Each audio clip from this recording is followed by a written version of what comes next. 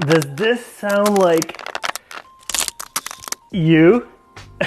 While cracky joints are not necessarily a cause for concern, it could also mean that you're not getting enough movement in your day.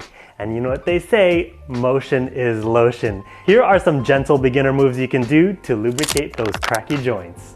Neck. We're simply looking from left to right, slowly turning our head.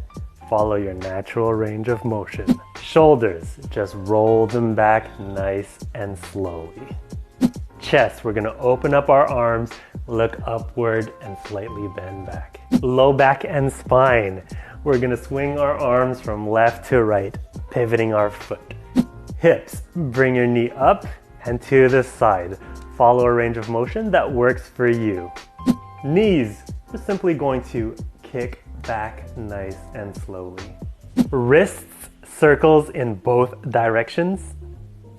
And ankles, you can do this sitting down. We're going to do some circles with our feet in both directions. And that's it. I hope that was a little bit more satisfying than cracking your whole body.